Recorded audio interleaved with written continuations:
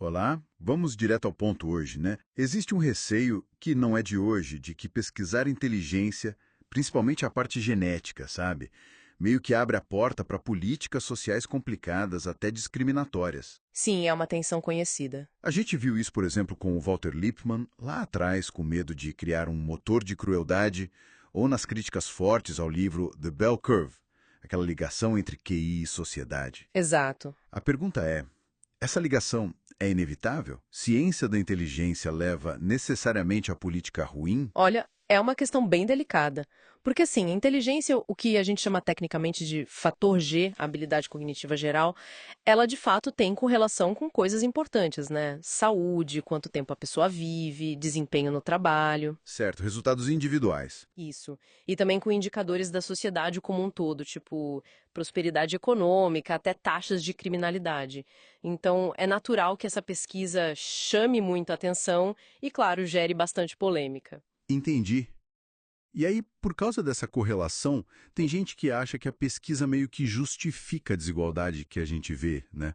Tipo, se tem diferença de QI, então a diferença de renda, de status é natural, imutável. Aham. A gente tem que simplesmente aceitar isso. Então, aí entra uma distinção filosófica que é crucial, do David Hume. Ele dizia o é, ou seja, como as coisas são, não determina o deveria ser, como a gente acha que elas deveriam ser. Ah, E interessante. a ciência descreve a realidade, o é, mas ela não dita nossos valores nem como a sociedade deveria se organizar. As políticas públicas, essas sim, dependem dos nossos objetivos, dos nossos valores. Dá para pensar no caso do chumbo, né, que você mencionou antes. Perfeito. A ciência descobriu que o chumbo prejudicava o QI das crianças. Isso é, o fato. Mas a sociedade decidiu que isso não deveria ser assim. Certo. E aí vieram as políticas para proibir chumbo em tinta, gasolina. A gente não aceitou passivamente o fato científico, a gente agiu com base em valores. E também é importante evitar a tal falácia moralista, né? Que seria? Rejeitar um fato científico só porque a gente não gosta das implicações dele. A realidade, bom, ela é o que é, independente do que a gente gostaria que fosse, né? Entendi a diferença. Ciência descreve, valores decidem a ação. Mas o que me deixa encucado é como os mesmos fatos, os mesmos dados sobre inteligência, podem ser usados para defender políticas, mas totalmente opostas. Esse é um ponto-chave.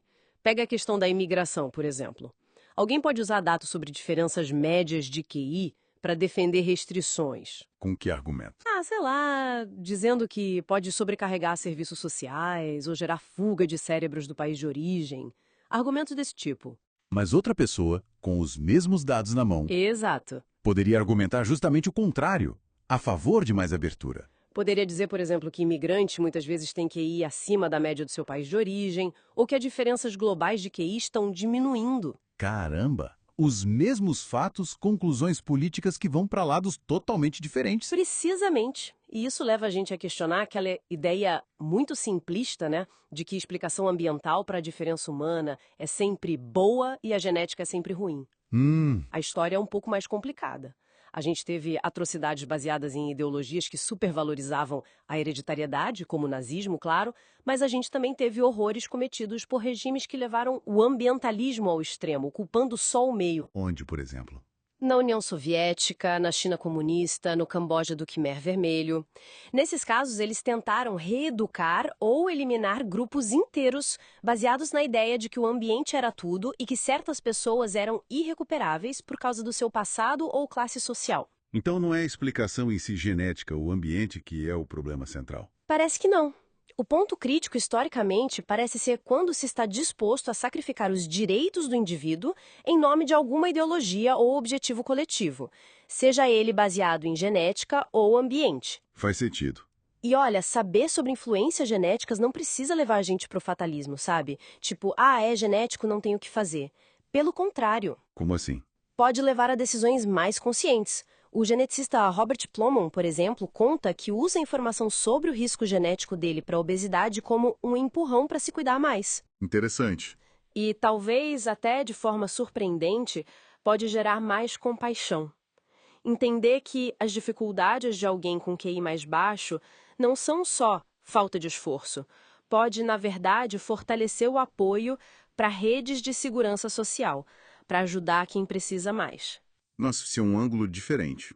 Mas voltando aos abusos, como a gente evita repetir os erros do passado, tipo a eugenia, que deixou uma marca tão negativa? A grande lição da eugenia, me parece, é que os abusos aconteceram justamente quando os direitos e a dignidade das pessoas, especialmente as mais vulneráveis, foram pisoteados em nome de um suposto bem maior ou de uma melhoria da raça. Então a proteção do indivíduo é a chave. Sem dúvida. A proteção rigorosa dos direitos humanos universais, da liberdade individual, da dignidade de cada um, isso é fundamental. E hoje a gente tem mecanismos para isso, né? Educação universal obrigatória, leis que limitam o uso de testes de QI para contratar alguém, são exemplos de como a sociedade tenta proteger os indivíduos. Ok. Proteger direitos é a base. Mas como seriam políticas que, de forma ética, levam em conta o que a pesquisa de inteligência mostra? Políticas construtivas. A gente poderia pensar em alguns princípios.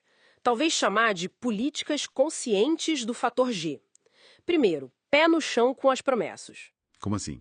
Evitar exagerar o que uma intervenção pode fazer, sabe? Talvez como aconteceu lá no começo do Head Start, aquele programa infantil americano, que tinha metas talvez um pouco otimistas demais no início. Realismo, então. Que mais? Segundo, basear as políticas em fatos, não em desejos. Por exemplo, aquela ideia de que só ter garra ou se esforçar muito compensa qualquer diferença de habilidade cognitiva. A pesquisa não apoia bem isso. Esforço é importante, claro, mas não anula a diferença de aptidão. Certo. Fatos acima de desejos. E o terceiro? Não ignorar a genética.